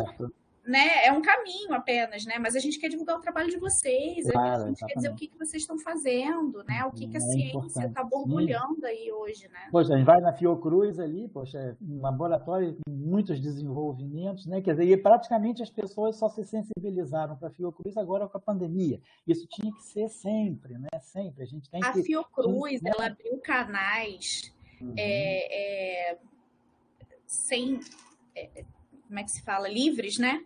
Digamos assim, que as pessoas nem sabem, né? Eles têm uma série de publicações que eles lançaram, um e-book aberto, né? Digital, livre, sobre todas as informações, onde eles reúnem o conjunto de respostas, pesquisas e ações técnicas produzidas pela Fiocruz durante a pandemia, né? E a divulgação é muito baixa, né? A Fiocruz, ela tem o canal dela lá, mas quem não entra no canal da Fiocruz acaba não sabendo, né? Exatamente. Eu assisti muitas lives e ficam gravadas do Hospital Sírio-Libanês falando sobre o Covid, divulgando as últimas notícias sobre evoluções de pós-Covid, por exemplo, na parte neural, coronária, de coração, e são livres, né? É livre acesso. Então, a gente precisa divulgar, principalmente o que é de fácil acesso, né? Muitas publicações ficaram com livre acesso de várias editoras, né? Justamente para as pessoas poder terem esse acesso livre e de casa, né? Que é o que estamos. Exato. Vou fazer algumas perguntinhas que me Tá mandaram certo. no privado. Acho que as Tá pessoas certo. Uhum. estão encabuladas com o Tá senhor. certo. Nada que é isso, pelo amor de Deus, pelo amor de Deus. Fala aí. A primeira pergunta é: o investimento da ciência no Brasil parece muito a curto prazo. Uhum. Não se pensa, parece que não se pensa a longo prazo. O que o Uhum. senhor acha disso? Não, é a curto prazo e é completamente assim, depende muito das circunstâncias de governo. Então, nós temos períodos em que se tem uma certa abundância e depois temos períodos assim de praticamente uma penúria absoluta, como nós estamos vivendo agora, né? Cortes assim de 80% de orçamentos. Então, é assim, isso é importante o que a colega ou o colega está trazendo, que é justamente ter uma coisa perene, ter uma política perene, né? Não pode ser uma, vamos dizer assim, uma sensibilidade de um governo, tem que ser uma política do Estado. O Estado brasileiro tem que manter uma verba, né, ou fundos, um orçamento determinado para a ciência, bolsas, né? É importante, eu acho que assim, o próprio cidadão não percebe a importância da bolsa de iniciação científica, de mestrado, de doutorado. São profissionais. Quer dizer, um rapaz que esteja fazendo mestrado ou doutorado, ele tem que ter a verba dele, não é só a verba para pesquisa, é o salário, ele está produzindo ciência para o Brasil. E se pensa na bolsa, a bolsa é quase que assim, um favor que é dado à pessoa. A bolsa é o salário, tem que pensar na bolsa. Na Europa, por exemplo, quando você entra na carreira científica, já no doutorado, você já tem um contrato de emprego. Quando você termina o doutorado e não consegue imediatamente um pós-doutorado, você tem um salário de desemprego, porque você já é um profissional. A gente vê no Brasil agora, sobretudo, o que nós estamos vendo é um exército de jovens doutores que terminaram 12 anos de formação, 4 anos de graduação, 2 anos de mestrado, 4 a 5 anos de doutorado e, às vezes, já fazendo um pós-doutorado voluntário, sem bolsa. Eu conheço vários que estão fazendo pós-doutorado sem bolsa, para manter a chama do trabalho, né? Investiram a vida toda para terminar um doutorado e, na hora de serem independentes e fazer a pesquisa, eles estão sem bolsa, ou seja, estão sem salário, são desempregados. Né? Então, quantos já estão nos Uber? Né? Quantos já estão assim, buscando outras formas de sobrevivência depois de 12 anos de investimento? Então, isso mostra claramente a irregularidade do investimento e, sobretudo, eu acho que a política de bolsas ela é sagrada, porque ela que vai garantir a sobrevivência, não digo nem a sobrevivência, vai garantir a dignidade de vida do jovem mestre, do jovem doutor, do jovem pós-doutorando. Né? E, claro, os projetos de pesquisa. Mas a gente não pode fazer da ciência algo que depende de mais verba para, como eles dizem, para as emendas parlamentares do que para a ciência, do que para a saúde, do que para a educação. Então, é um discurso, claro, simples, assim, que a gente lê toda hora, mas que num debate de ciência é importante a gente ter uma continuidade. Né? Vocês viram, a própria UERJ, em 2016, os professores perderam seus salários por 6 a 8 meses. Isso era uma tragédia social. Né? Famílias que tiveram que se desfazer para voltar a morar em casa de pais, porque estavam 8 meses sem salário. Isso é impensável numa sociedade minimamente preocupada com educação e com ciência. Então, a gente chegou ao ponto, né, da UERJ ter que sobreviver a esse cataclisma, que foi um cataclisma. Né? E depois, agora, nós estamos vendo. Então, a ciência é completamente assim, é uma senoide, né? Tem o máximo e tem o mínimo. Né? Mais um e menos infinito. Né? Mais um e menos infinito. Então, eu acho que isso, agora, importante, o que a colega falou, sendo mais objetivo. Se a sociedade tem sensibilidade para a ciência, isso vai ter um apoio popular. É preciso que a ciência tenha um apoio popular. Qual é a bancada da ciência no Congresso? Tem? Não tem. A gente tem bancada do boi, da bala, da Bíblia, bancada dos médicos, bancada de turismo, mas quem é que defende a ciência no Congresso? Os deputados que têm assim, sensibilidade para o problema, mas são pessoas isoladas. Mas nós não temos a bancada que defende ciência. Não é preciso ter cientista dentro do Congresso, mas é preciso ter uma defesa perene dentro do Congresso. Vai mexer com o agronegócio, que depende da ciência. O agronegócio brasileiro hoje só é o que é por causa da Embrapa. que foi investimento em ciência, né? Então, é preciso ter também na política, né, e na sociedade um esquadrão em defesa da ciência, porque as coisas acontecem com a ciência, são feitos abaixo-assinados, são feitas notícias, né, no jornal, está sem bolsa, cortou bolsa, e não há uma mobilização. Claro, num momento como esse, a gente sabe que a mobilização é para as pessoas não passarem fome, é diferente. Mas em tempos normais, onde há cortes na ciência, a sociedade se mobiliza muito pouco. Quem se mobiliza são as pessoas atingidas, são os bolsistas. Mas a sociedade não está ali. Por quê? Porque a sociedade não sabe ainda o que é o trabalho da ciência. Então, eu acho que isso é uma educação que a gente tem que trazer na escola. É uma educação social, assim, né? Social. É uma questão Isso. social, de atingir ao público mesmo. É cidadania. Não só nós cidadania. que estamos envolvidos, né? Exato. Eu acho que, quando eu fiz licenciatura, eu me atentei muito à questão de políticas públicas, né? Porque se você não organiza bem essas questões, tudo se perde, né? E as pessoas não têm ideia da importância da ciência, de fato, na vida. Então, a gente tem que cativar. Quando eu falei para as pessoas no início da pandemia, assim, eu falei, gente, sem a pesquisa, você não toma um remédio para dor de cabeça. Você já pensou nisso? Porque é fácil ir lá na farmácia comprar um remédio para dor de cabeça. Mas sem a pesquisa, você não toma um remédio para dor de cabeça. Então, minimamente na sua vida, a ciência está envolvida e as pessoas não têm ideia disso. Exato. Né? Os próprios negacionistas não têm ideia disso, né? Eles estão fazendo ciência o tempo todo, estão dedilhando ciência o tempo todo. Lá, quando espalham as fake news deles, né, eles estão dedilhando. É a ciência que é tão democrática, né, que permite ela ser atacada na sua essência, né, por essas pessoas. É a ciência que possibilita. Sim. Perfeito, Andréia. Tenho mais 3 perguntas. Tá ótimo. Professor Léo, muito obrigado pela sua fala. O senhor é conhecido pelos seus alunos por ser um físico diferente, entre aspas. Talvez essa diferença seja pela sua aproximação com as questões de ensino e educação, que muitas vezes, como o senhor mesmo disse, é vista com menos prestígio nas universidades e centros de pesquisa.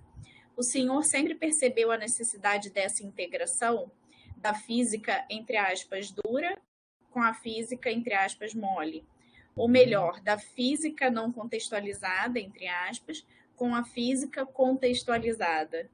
Essa característica sempre fez parte da sua prática? Foi muito que a gente falou no início, né? Olha, vamos ser sinceros. Não, eu aprendi. Houve alguém que me ensinou. Então, aí digo, o papel do professor. Por mim só, eu talvez não acordasse para isso. Agora, ao longo da formação, né, os professores que passam pelas nossas vidas nos modificam, né? A gente já não é mais a mesma pessoa depois do encontro com alguns professores. Então, eu tive isso no meu ensino médio. Esse professor de filosofia me fez ver a ciência de uma outra forma, porque para mim ciência, até quando eu conheci o professor de filosofia, era aplicação de fórmula. Então, era resolver problemas e aplicar fórmula. Ele me ensinou que ciência era uma questão de sociedade, era uma questão de sociologia, era uma questão de filosofia, uma questão de tanto, assim, de tudo menos de aplicação de fórmula imediata.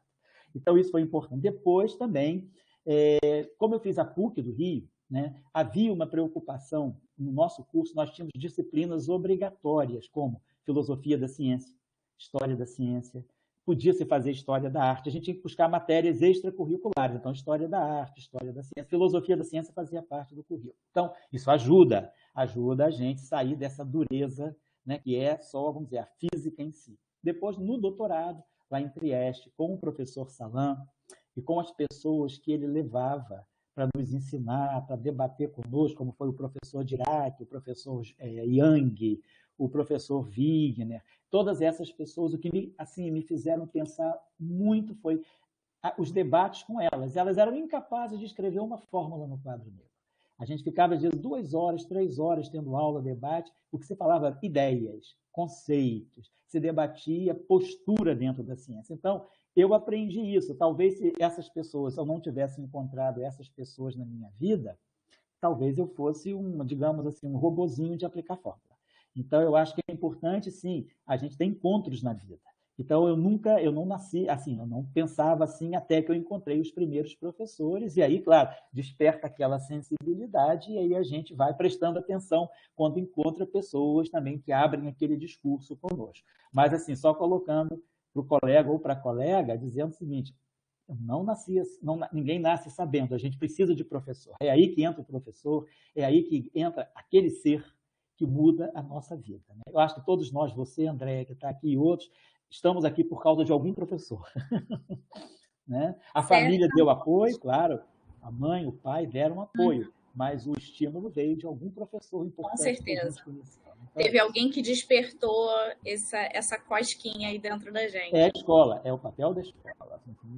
Na escola, é o papel da escola, concordo plenamente. A segunda pergunta é: como professora, acredito que o futuro da ciência depende da educação que está sendo negligenciada hoje. Gostaria de ouvir do senhor quais são as suas perspectivas para o futuro da ciência. A pergunta já é a resposta. A perspectiva para o futuro da ciência é a educação, né? Que é um ciclo, né? Educação é importante para a ciência, e ciência alimenta a educação. Mas eu acho que, se a gente quer falar do ovo e da galinha, eu acho que a ciência é o DNA, a educação é o DNA. É a educação que é fundamental. Com a educação, a ciência se desenvolve e você pode ou não ir para o mundo da ciência, mas pelo menos você vai ser um cidadão consciente. Então, a raiz de tudo é a educação. E educação, como a gente está falando, é essa educação mais aberta, né? É uma educação onde o professor tenha uma carreira respeitada, né? Enquanto também não se der carreira digna ao professor, a escola não vai melhorar. Não adianta criar planos, né, curriculares, não adianta criar novos prédios e encher a escola de tecnologia se o professor não é o centro do debate, não é o centro das atenções. Então, eu acho que a gente tem que lutar muito ainda pelo verdadeiro reconhecimento do professor, e aí a escola vai melhorar naturalmente a partir disso. A gente sabe, né, Andréia, que na vida da sociedade nós sabemos muito bem que, por exemplo, se um filho ou uma filha diz para o pai e para a mãe que querem ser professores, hoje em dia, professor, por que não vai ser economista, poder judiciário ou engenharia, sei lá, profissões que as pessoas associam ao dinheiro, né? As pessoas não associam as profissões à felicidade, à realização. Eu acho que a escola tem que trabalhar muito isso, a relação entre a vocação e a profissão. Uma coisa é você ter vocação, outra coisa é você exercer uma profissão. Não adianta ser um engenheiro quando você é um músico frustrado, né? Ou não adianta ser um odontologista, um dentista, se você, de repente, é um filósofo frustrado. Então, eu acho que é importante também a escola debater com a família. A família tem que estar mais presente na escola para debater a relação entre vocação e profissão. Então, respondendo finalmente a colega, a solução é a educação. A ciência é, na minha opinião, uma consequência de uma boa educação. Para tudo, né? A solução é a educação. Para o mundo, né? Marcelino, o senhor quer fazer uma colocação, né? Quer fazer uma pergunta? Na verdade, eu queria fazer uma provocação, né? Acho que vários colegas meus não sabem que eu fiz licenciatura, né? Eu sou bacharel e sou licenciado na Fluminense. E você falou uma coisa aí que eu achei bastante importante, né? Bem legal. A ciência nunca teve apoio popular, né? Tá? E eu lembro um livro que eu li na época da licenciatura que ele me chamou bastante atenção. Que acho que é um livro que você deve conhecer, que é do Demerval Saviani, Escola e Democracia. Sim, né? sim. Então, nesse livro, ele mostra que, na verdade, né, na ideia dele, né, que tudo isso que a gente está discutindo aqui, né, que a gente, né, desde a minha época lá que eu fiz licenciatura, que, na verdade, isso ele está associado exatamente ao modelo econômico e às elites dominantes, né? Então, as elites dominantes, eles abrem essa possibilidade para a gente fazer toda essa discussão, mas, na verdade, elas são conservadoras, extremamente conservadoras, e tudo isso que a gente levanta, né, na verdade, é o reflexo de uma coisa que existe por trás da educação que muitas pessoas não têm clareza. Aí eu gostaria de fazer essa provocação. O que você, assim, né, como estudioso, né, você acha dessa ideia que o Demerval Saviani levantou lá, né? Partindo Sim. que a gente às vezes não questiona, né? Exato, não. Para que a gente precisa aprender? Para que a gente precisa estudar? Para Exato, que a gente né? precisa ir na universidade? Se a gente Exato. for ver lá historicamente, aonde que apareceram as primeiras escolas e qual foi a Uhum. necessidade da escola, né? Então, Uhum. eu gostaria que você fizesse, se você, né? Sim. Muitas vezes, né, quer dizer, vamos pensar, né, o Marcelino, na própria origem da palavra educação, né, duce, né, que é a condução, né? Então a educação é a condução, é uma forma de conduzir. Então a educação, ela, digamos, ela foi feita para produzir, vamos dizer assim, um tipo de cidadão. Então, quando a matemática se torna importante no ensino, quando você precisa de operários mais especializados, até então a matemática podia ser negligenciada. Então, a gente vê que o próprio processo de educação, ele é um controle de alguma elite, né, que agora está precisando de alguma coisa, então vai conduzir as pessoas daquela forma. Então, a escola ela tem um processo de condução. Talvez agora, sim, a escola esteja se libertando, né, dessas amarras, né? Mas eu acho que é muito importante a gente ter consciência de que a gente está sendo educado para quê? Né? Nós estamos servindo a qual Senhor? Eu vou para a universidade. Aí é um pouco a questão que eu falo entre a vocação e a profissão. A profissão, ela te coloca nessa linha, né? Eu vou entrar numa profissão, vou aprender, vou me formar para fazer isso, vou ser remunerado para fazer isso, mas vai ter alguém no topo da pirâmide ganhando em cima do meu trabalho, né? Essa elite, né, que me permitiu fazer isso, me deixou chegar lá, eu estou, no fundo, trabalhando para esse senhor. A vocação é algo mais chamado teu. Né? Claro, nem sempre a gente pode unir a vocação com a profissão, mas eu acho que a escola pode trazer esse debate. É importante a gente ver que assim a educação, né, quer dizer, ela segue uma política, é uma política de condução. Então, nós vamos formar cidadãos mais especializados, porque depois da Revolução Industrial, a gente precisa de pessoas que tenham mais capacidade de resolver problemas, né, de enfrentar problemas. Eu não quero simplesmente aquele operário manual que faz o papel de uma máquina. Né? Então, eu acho que é importante a gente perceber a origem da educação, como a educação vai evoluindo com o tempo, né? À medida que vai havendo desenvolvimento, a educação ela vai preparando pessoas, né, para aquilo que, de repente, o mercado está pedindo, a sociedade, né, a prestação de serviços está pedindo, mas eu acho que é importante a escola justamente trazer essa noção para o estudante, porque o estudante também ele tem que saber decidir o destino dele, porque muitas vezes, e a escola às vezes, ela padece disso, e a própria família é muito responsável por isso, que é te fazer seguir aquela profissão que vai te dar mais dinheiro. Para você estar bem de vida. E em um momento se pergunta se você vai ser feliz. Né? Quantos de nós, né, ouviram, talvez, assim, de alguém que nos aconselhou a fazer alguma coisa? Ah, você é bom em matemática, por que você não vai ser engenheiro? Ou você é boa em biologia? Não, vai fazer medicina. Ou você é boa em letras? Ah, então vai fazer direito. Né? Então, a pessoa está sempre procurando te jogar para o mercado de trabalho sem perceber que você pode querer ser um escritor, ou que você pode querer ser uma filósofa, ou pode ser querer também ser engenheira, nenhum problema, mas não é fazer disso, né? Então, associar a tua habilidade para uma matéria com a tua profissão em função do mercado e não em função com a tua felicidade. Eu acho que a escola ela tem que trabalhar um pouco mais o aspecto vocacional. Não adianta fazer um teste vocacional. Eu acho que a escola tem que trabalhar a consciência do aluno do que é educação para a sociedade. Eu estou sendo educado para fazer o que para quem? E com qual objetivo? Ou eu estou sendo educado para compartilhar o meu conhecimento com a sociedade. Então, eu acho que é as duas lados.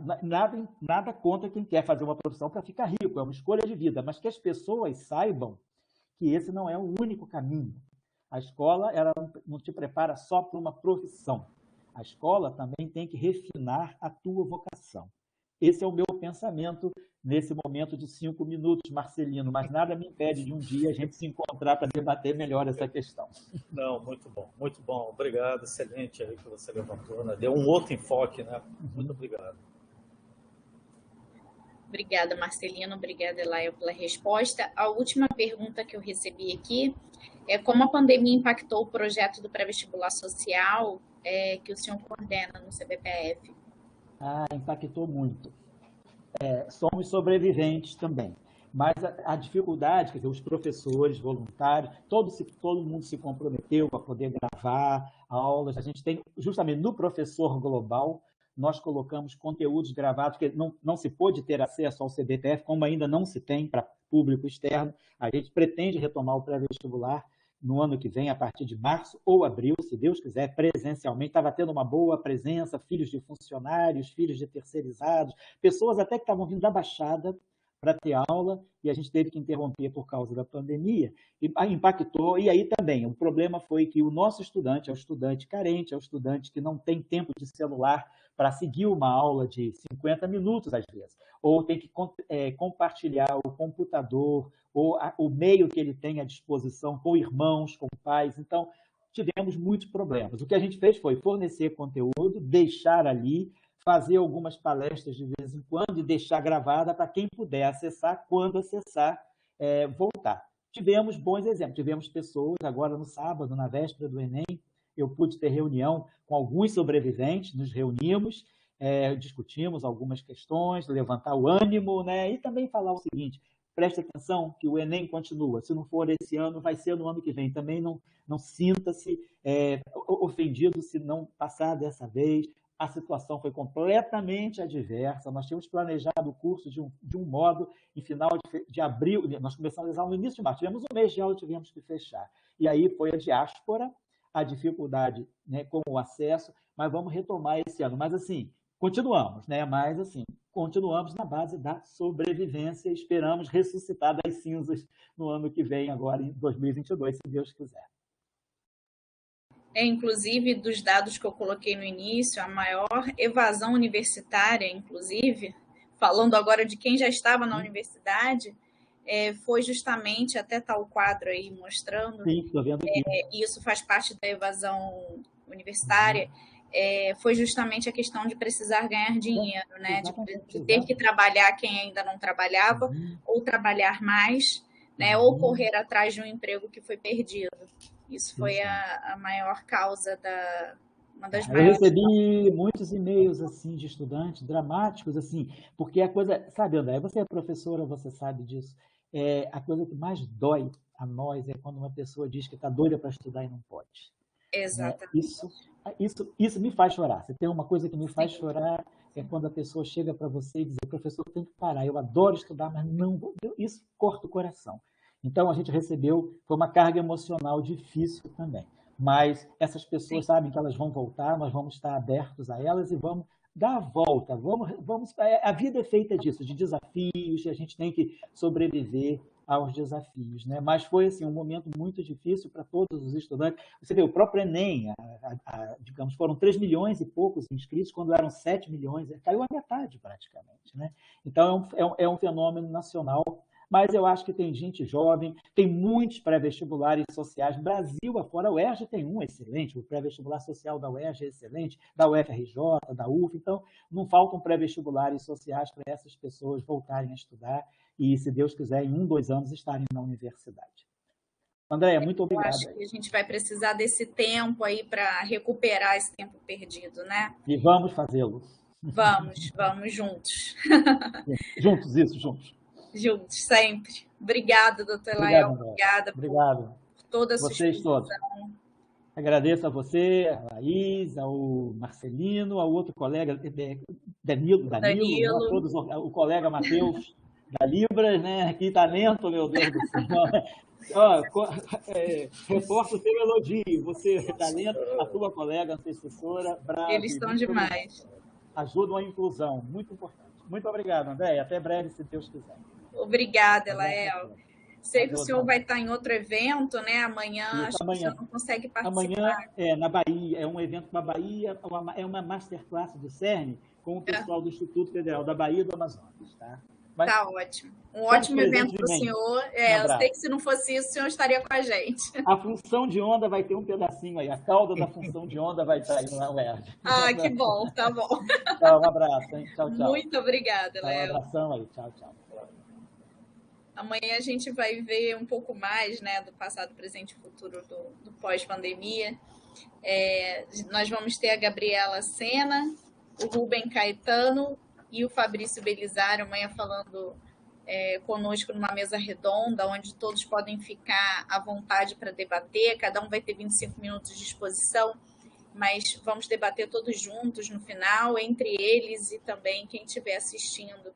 Então, agradeço a todos a presença de hoje, agradeço ao Elael, agradeço a Fundec, Matheus e Mônica, muito obrigada pela participação, agradeço a Laís e o Danilo pelo apoio também. E, professor Marcelino, a palavra é sua para finalizar o dia de hoje. Amanhã teremos mais, no mesmo link, tá, gente? Às 15h também. Marcelino, fica à vontade. Acho que você já falou tudo aí, né?